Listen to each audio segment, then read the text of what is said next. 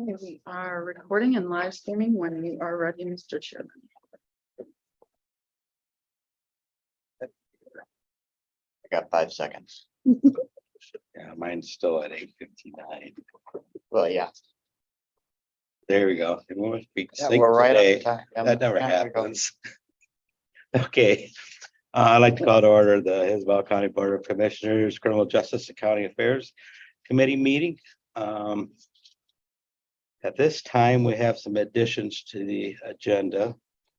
We will put number 7, the EMP work agreement, and 8 is the 2%, which contains the AED grant and the educators.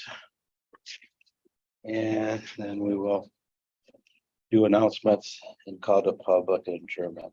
Is that agreeable? Agreed.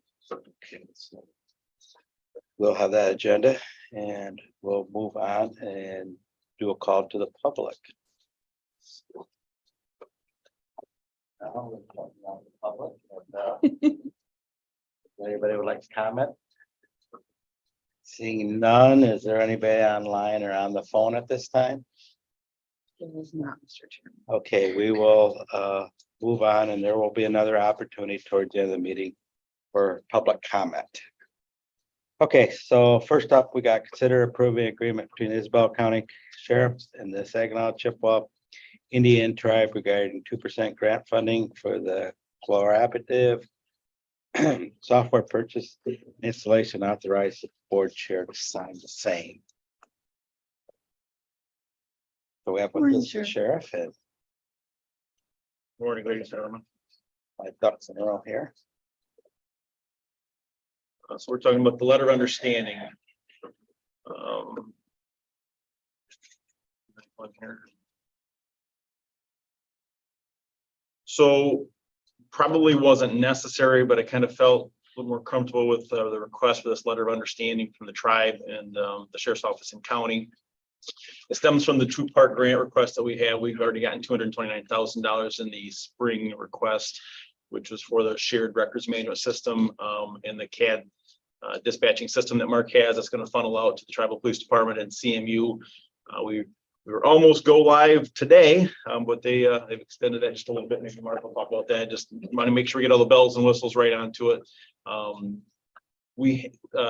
of that grant was we were purchasing the tribe's RMS and CAD through the 2%.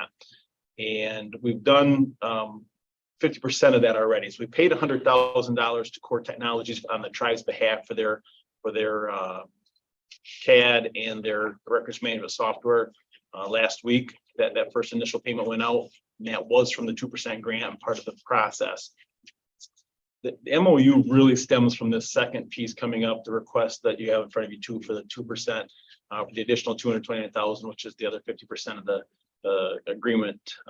One, it assures that for the tribe that if we get the grant, we'll pay the $103,000 remaining on their bill.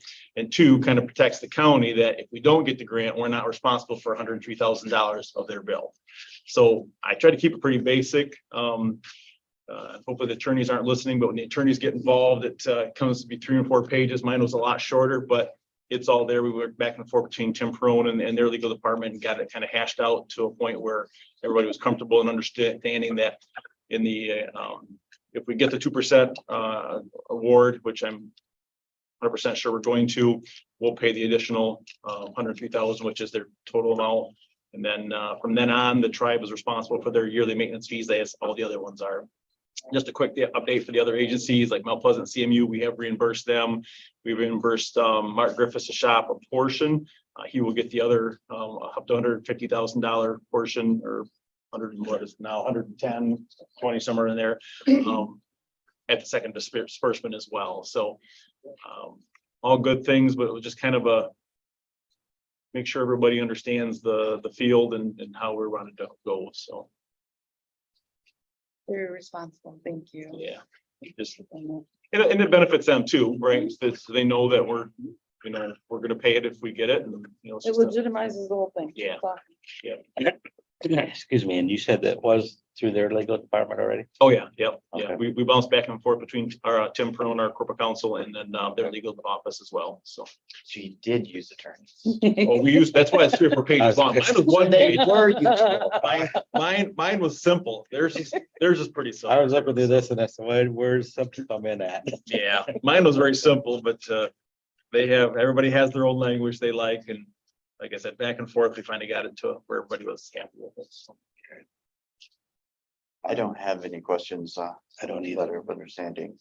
So, make a motion to move forward the consideration of the approval of the agreement between Isabella County and Isabella County Sheriff and the Saginaw Chippewa Indian Tribe regarding 2% grant funding for a collaborative software purchase and installation to the Board of Commissioners meeting next Tuesday.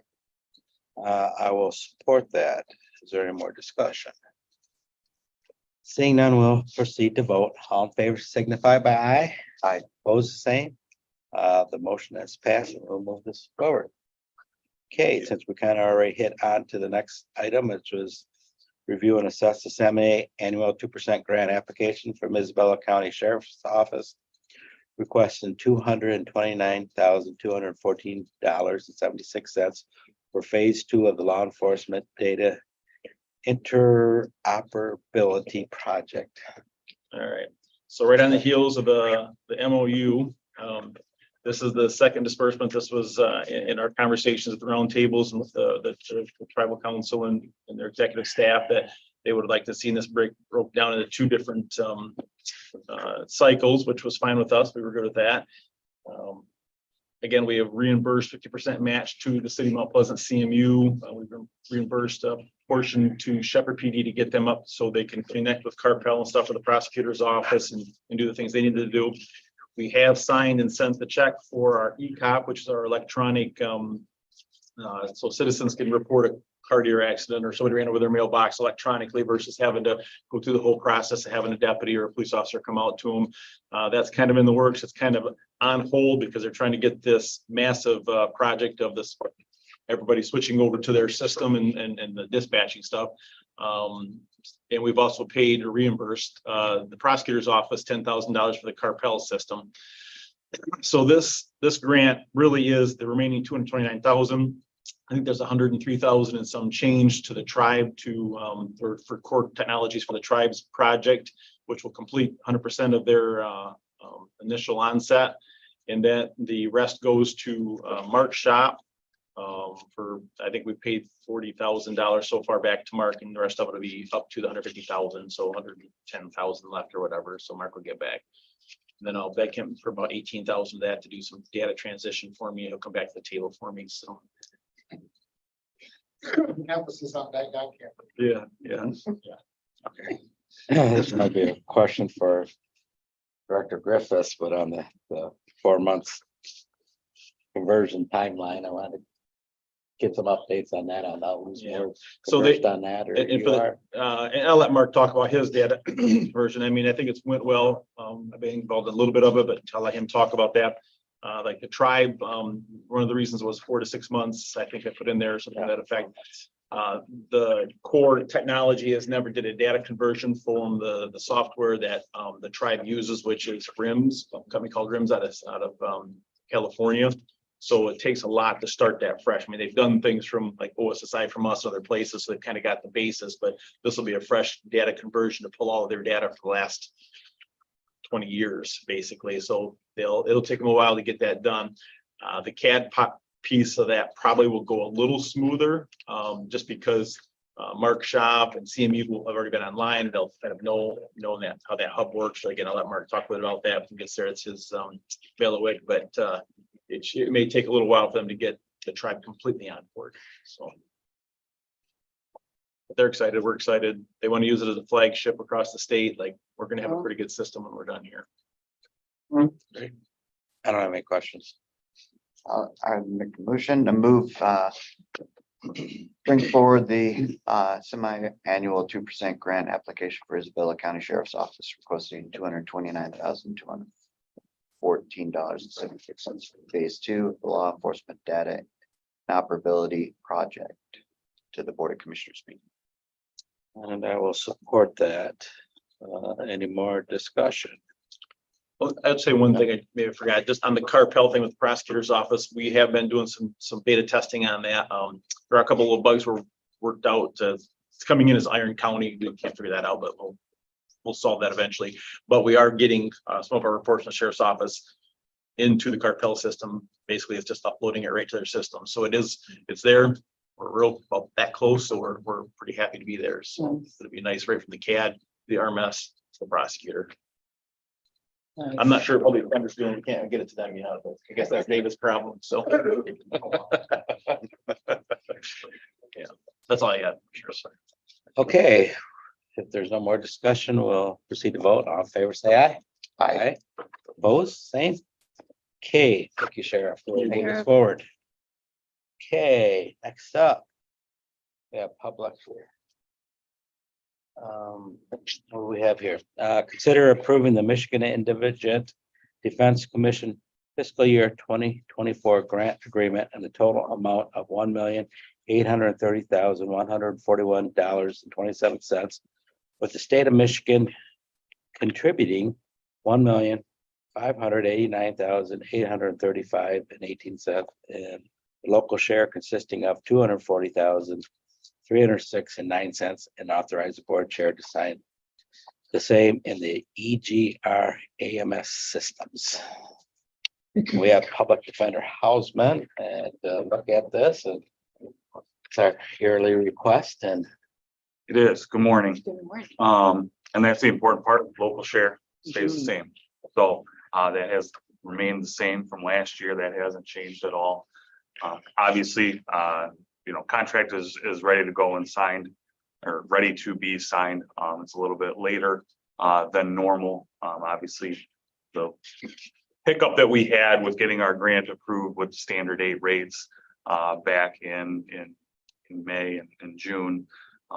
I went to the Michigan Indigent Defense Commission back in June to have them reapprove our plan conforming with that standard 8 mandate or whatever you want to call it. Other than that, the contract remains the same from past years, and this allows us to continue and go forward. as we're moving forward, I see there's more counties that are going with a similar system that we set up. Correct. Do you see, that's been one of my major concerns is with the money.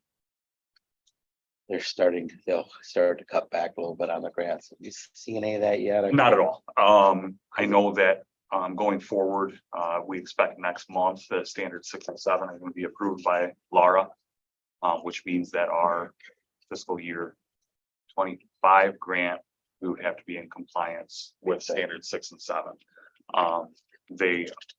My understanding is with Laura approving it, that there's going to be an additional, I think they're asking for 11 million for those two standards, which all things considered with standard 8, not that big of a difference. Standard 6 and 7, realistically for us, doesn't really change a whole lot. Standard 6 and 7 relate to qualification of attorneys to handle certain types of cases, and then certain caseloads. Those caseloads are saying, attorney can't handle more than 150 felonies in a year, or 300 non-traffic misdemeanors in a year. So when they told us about 2 months ago that standard 6 and 7 were going to be approved for next year, I started kind of trying to keep track of where we were at. And so I don't really see that big of a change for us going forward with 6 and 7. Felony wise, we might be close to that 150 number with some attorneys. So the conversation becomes whether we have to, number one, find more people for the contract, because we're still fighting that attorney shortage. And that's everywhere. I think right now we only have about 2 people on the contract taking cases. So we have to. Like I said, hopefully it's not going to be a problem here, but like in your bigger urban centers, what happens if they hit a 150? They don't have, what's the penalty? And so that's one of the things actually they're talking about is, what does compliance look like, or what does non-compliance look like? That's what I'm thinking. And they're not, from my discussions with people at MIDC is they're not gonna, stop funding because of this. They know there's an attorney shortage going on. They're doing certain pilot programs in other counties. Mecosta County is on doing one right now, where they're kind of having like a triage group of attorneys that can come in and take cases, or there's this, realistically, it's about here and north is where we have the biggest attorney shortage. And so there's a number of things that they're working on. One of the things is our regional director for MIDC just announced she's retiring. She is, you guys, I think she had come here to present before, Barbara Bamashewski. She's going to retire by the end of the calendar year. She's stepping down from her role, but she's going to continue to work on trying to figure out that attorney shortage. So when they say non-compliance isn't going to be a showstopper on some of this stuff, it realistically can't be with the way that shortage is going on. Maybe like a benchmarking exercise or best practice exercise. And almost one of the to things say, they're looking here's at where is, your goal should be for caseload. and one of the things they're looking at is what does 150 in a calendar year mean? Are we on a rolling calendar time frame? Is it calendar year? Is it fiscal year? Or is it just in a 12-month period? So they're not even sure right now. So with that, it's hard to say, but they basically said we're not going to jam people up because of you can't do it. So That sounds familiar. We're not quite sure what the rules are yet. We just passed, so we're dealing with well, it's that. not passed yet. With It's the, not passed yet. Purely familiar. it was really familiar. We're dealing with another situation, but anyways. I understand. Make it so. Yes, figure it out. We'll come up with the laws later. Oh, I'm sorry. No. It's been that kind of day already. Commissioner, do you have any more questions? I mean, don't have any more questions. I mean, I'm really glad that we set a system up, and I'm glad you're doing such a great job at this. Here, here. Like I said, it's always been on my heart first. They're gonna start cutting back or making the grants a little more hard, but so far they haven't. So I'm glad to hear that. So They are talking about changing it up and going to a reimbursement method going forward, but have they pulled back from that now? I asked after the last Finance and Administration Committee, and there's nothing at MIDC about reimbursement grants. Because yes, I caught that at the Finance and Administration Committee, and I went straight to Rebecca Mack, who's the grants manager at MIDC. There's nothing at MIDC about reimbursement. so if they do the last two standards, what's the next role for the committee? I don't know. I don't know if they come up with more. Are they gonna Yeah, I mean, Just This was ban? the- probably standard 9 and 10. yeah, this Yes, is yeah. the 8 and this is the last two. So Unfortunately, sometimes these people look for work when they don't have any work. That's always scary. So. Yeah. Just kind of curious what happens with the committee, or they roll back, or they're gonna become more of a enforcement type committee instead of a regulation drawing. Be interesting to see, but anyways, I don't have any more questions. I'm done. Done theorizing. All right, move forward. Approval for the Michigan Indigent Defense Mission fiscal year 2024 grant agreement in the total amount of $1,830,141.27, with the state of Michigan contributing $1,589,835.18, and the local share consisting of $240,306.09 to the Board of Commissioners meeting next Tuesday. I will support that. Is there any more discussion? did we get the E-grams passed figured out? Oh, yeah. Okay. I've reached out to MIDC EGRAM support after reaching out to MDHHS EGRAM support. Oh, yeah. But yeah, they've been quite radio silent down there, so no. Chairman Hope still is struggling to get a valid login and password. It helps, but when you type in the old password, it gave us like this error code. I took a snippet of the error code, sent Yeah. it to support, EGRAM support. we're waiting for the help. So super helpful to send us the login, but it'd been a year, so Yeah, it so forced us probably to I'll change it. Changed it. When he changed it, it sent the error message, so I just we wanted call to it double- progress, Yeah. but we're working. I just wanted to double check. Keep on it. Obviously, we need to get that. Okay, we will proceed to vote. All in favor, say aye. Aye. Aye. Opposed, the same. The motion passed and we'll move it forward. Thank you. Thanks, Thank Tom. you. Enjoy your day. Okay, next up, we have Director Griffiths. And there's a story here because I wonder why Mr. Griffiths got put last. You know how trucks are hard to park? And there was a pull through spot.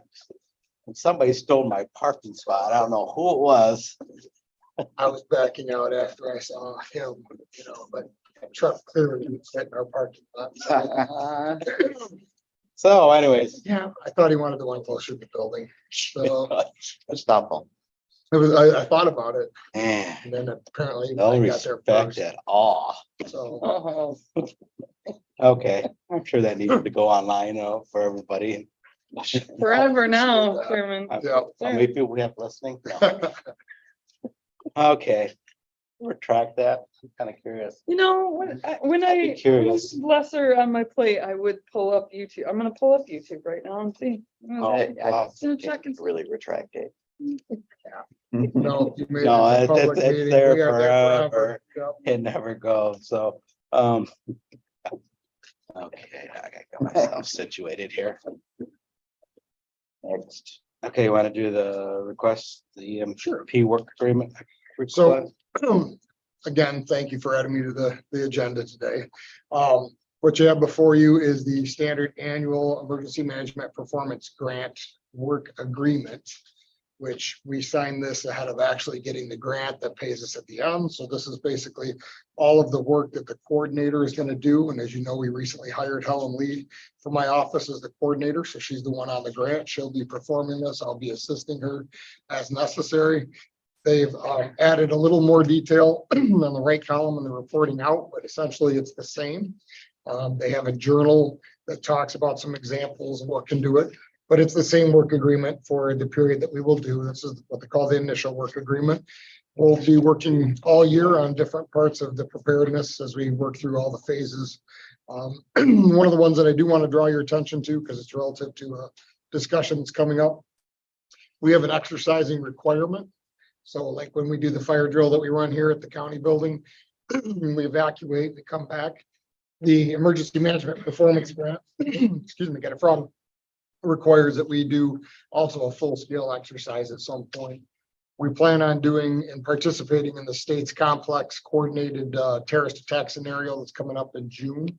And we'll be a local site, so to speak, on that one. And in that aspect, what we're actually looking at is an active violence, kind of like you've seen us prepare the schools and businesses before.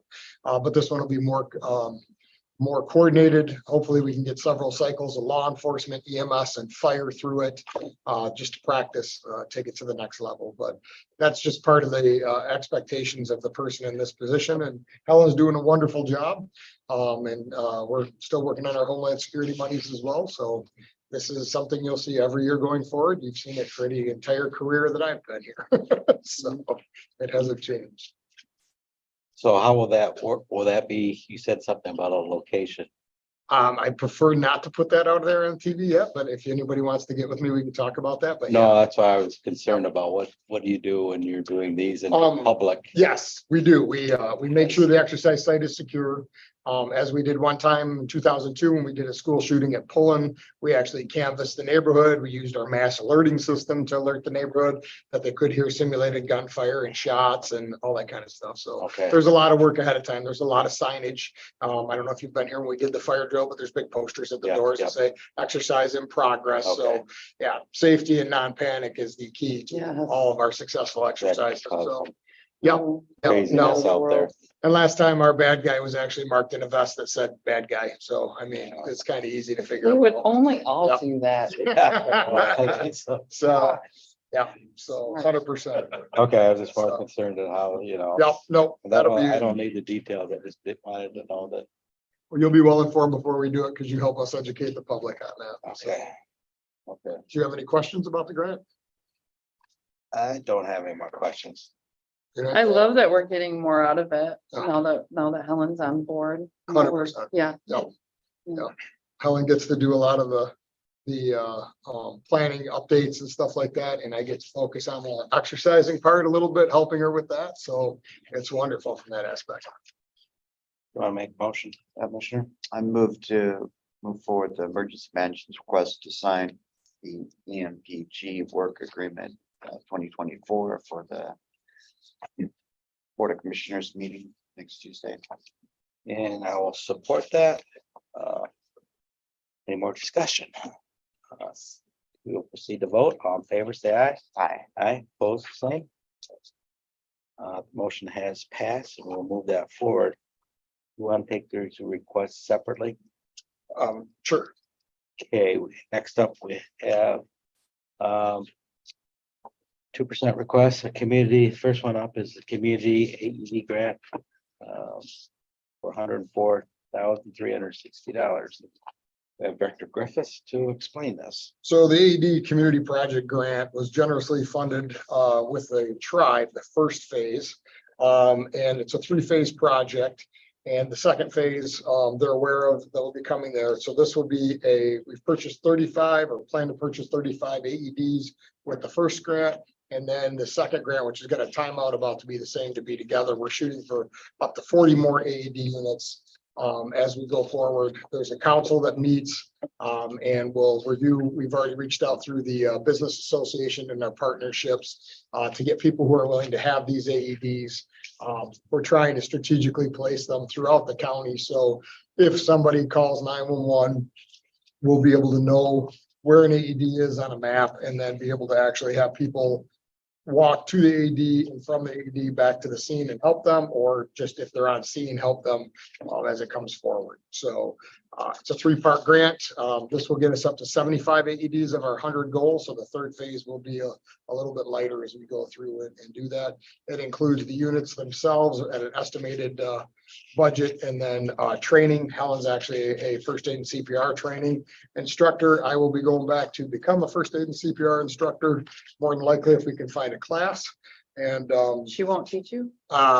she'll teach me CPR, but she won't make me an instructor. She's not an instructor of instructors, so yes, no, so I should probably be teaching all of our 911 staff too. So that's a blessing too, to have in that end of it, as far as that goes. Really fortunate. So yeah, this is exciting. And I wish I would say we would never have to use an AED, but we all know there are heart attacks that occur every day across the United States. Hopefully we'll get one of these there and save a life. That'd be really, really exciting. So. I was up at a state park and I was surprised that they had one Yeah. at the state park. Now, do you have a priority list where you think you Yeah, we'll replace them. would Yeah. place them? Yeah, the sudden cardiac arrest has a general set of criteria that we've created with an application that people are filling out. And so those sites, whatever else that are there, but just like what you just said, sir, we actually put our AEDs at our county parks just for that reason too. That was prior to this grant request. This is targeting businesses and our partnership with them to put them across, the county and make sure we have access if possible, as much as possible. So. And, oh, go ahead. I was just gonna say that this.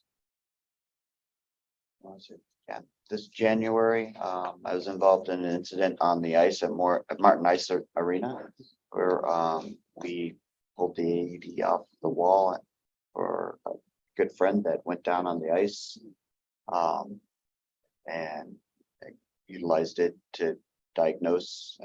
He happened to have a stroke, but That's It was important. It in didn't use. shock them, right? right. Right, and that's a So, lot of people are worried that if they put these on, it'll just push a button and shock. So I'm glad you're saying that so the public can hear it, that he wasn't having a heart attack in a rhythm that it needed and you couldn't screw it up. So that's really Right, important. right. to tell people. It diagnosed the problem and, and then basically, we went on to triage and obviously the ambulance was called on site, but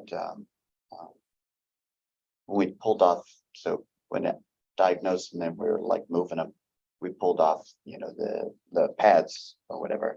And then the AED went into a mode where, can't recognize insufficient power. And so like all 50, 60 people who are like standing there watching are like, what's wrong with the AED? What's going on? We need to fix this. And we're like, no, it's part of the process. It's okay. But people are like, the rink needs to fix their AED. Oh, no. No, no, we're good. Now, do you have like, because we got different agencies, I'm not sure we call them, like, yeah, CMU, tribe, do you know where they're all placed? Not yet, the Central's got- application, but the But- ones that but are. Central has their own, though. Central will have their own, yeah, Tribe our has law their own. enforcement, sheriff's department has theirs in the back of their cars. Most law enforcement have something of a first aid kit or something like that. Obviously, our first responders with our fire departments and our EMS have that. One of the things that we're gonna try and do with this is technology has come a long way since when I was a police officer and we use these things. These actually can talk you through compressions, they can report where they're at. So we're gonna also try to, when we launch this, make sure we identify all the existing ones that are in the community. But some of those smarter ones out there now will actually report on Wi-Fi and Oh. cellular thing, where they're at in the world. And then when you dial 911 through our new, we're doing a bunch of stuff at 911. A new add-on that we're having that's part of this grant will actually let us see where the nearest AED is. So, and or possibly communicate with it. So it's pretty exciting stuff that, that's there. So. Great. All right, I'll make a motion, move forward the request from emergency management for the community AED grant, $104,360, 2%. I will support that. Any more discussion? Okay, hearing or seeing none, we'll proceed to vote. All in favor, say aye. Aye. Opposed, same. The motion has passed, and we will move this forward. So last up on our agenda is the request for the educator emergency, excuse me, emergency exercise training Yeah. for the So- amount of $29,500. For our 2% request, again, I told you we're coming up with that exercise that's coming forward with a complex coordinated attack. Basically acts of violence, and I'll read you the introduction. So Isabella County Emergency Management's requesting funds to purchase exercise training aids and equipment for active violence incident response training. If funded, this program will create and aims to enhance community resilience by providing resources and training opportunities to first responders and the public for responding effectively to active violence incidents. The comprehensive program focuses on acquiring necessary equipment, facilitated training sessions, and educating the community on emergency preparedness and response. Time and resources are limited. Our community needs to be better prepared. Our first responders need more realistic training. The request for active violence training, equipment, and exercise scenarios outlines a comprehensive plan to involve the safety and security of our community members. So what this is going to do is it's going to culminate, but not end with that June 24 exercise that we talked about doing for the complex one. This is some equipment that we are currently pricing out. It's all non-lethal guns. It's the sim guns. It's got a screen that we can actually record. Like we can come in our hallway here, we can record it. A scenario scene where a person comes out, train our staff on the run, hide, fight, or whatever we're going to do at that time. Our law enforcement and the sheriff, especially, I've been with them a minute, they do a great job training all the school teachers, all the businesses that have asked. Some of the schedules he's been on to train people, I've been with them. It's amazing, his commitment to the community. This enhances all of that with them. Previously, one of the enhancements we bought was what's called a shot box. And it's basically a little ammo can, if you're familiar with Army ammo cans. And what it does is it makes a safe shot sound, just like a pistol went off or something. So people can experience it, but not have the fear of a gun or whatever else. But we place them out in the hallway and stuff. And the sheriff just recently, we were doing this at a college, did it in a shot going off in a building does not sound the same as what people think, right? We had people that thought our fire extinguishers were 12 gauge shotguns when they used a fire extinguisher. Then they learned that it's not that, and they take the fear down. But little things that don't sound like kaboom, like they think a gun sounds like, when they hear this thing that replicates, it's there. Well, this system enhances that. It also can integrate with the simulation of what's on screen. It can also be flipped over to be mobile in different training environments for emergency services team or local police departments. They're currently using some of our exercise equipment. So it's not going to be a one and done type purchase. It's going to help that way. And then all of the trainings and anything we need, like safety goggles or instruction manuals or anything like that, are also built into this modest request to make this happen. And it'll be, it also includes the meals the day of. We're hoping to have, 1 to 200 people come out to this exercise and actually make it a huge community exercise and participate in an active shooter scenario, but also get law enforcement, fire and EMS to do it over and over and over again. So we can train together more often, because we always want more training. Time and resources are precious, like I said, but any opportunity that we, the public safety, first responders, and my shop and 911 can work together, that's what this is about. So it would be awesome if we could actually, enhance that part. Our previous investment, like I said, the shop boxes, law enforcement agencies are using them to both public educate and for their people in their scenarios for training. So it's a really great thing that we have.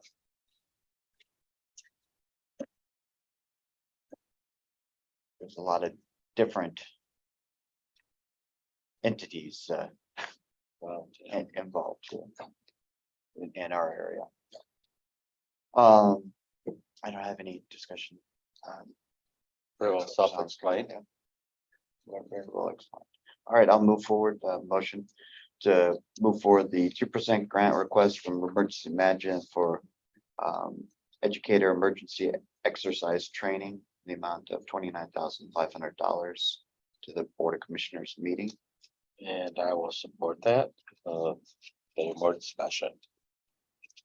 Seeing none, we'll proceed to vote. All in favor, say aye. Aye. Opposed, same. Motion passed. We'll move forward. Thank you. Do you have one more round of public comment? Because I'd just like to tell the public that. I we am. have Well, we got announcements. We'll actually let you do announcements. Outstanding. Just September's preparedness month. We want to make sure the public knows, do one thing is something we encourage for people to be prepared 1 month at a time.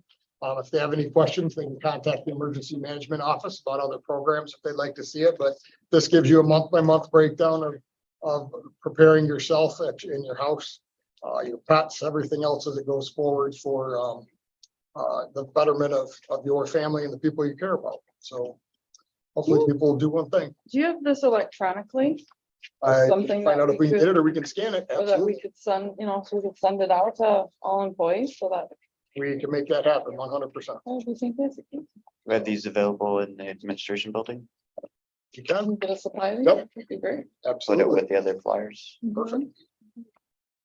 Yeah, this is great. Thank you. Any Thank more you. announcements? Thank you, Commissioners. Thank you. I have none.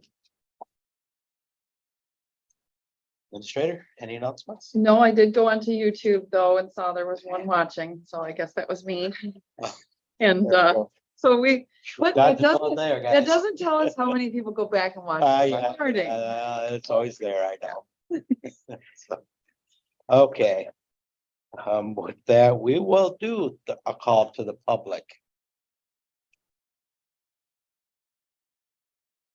Seeing none, we will end the call to the public and I will adjourn the meeting. Thank you, ladies, gentlemen. Great, I'll stuck around.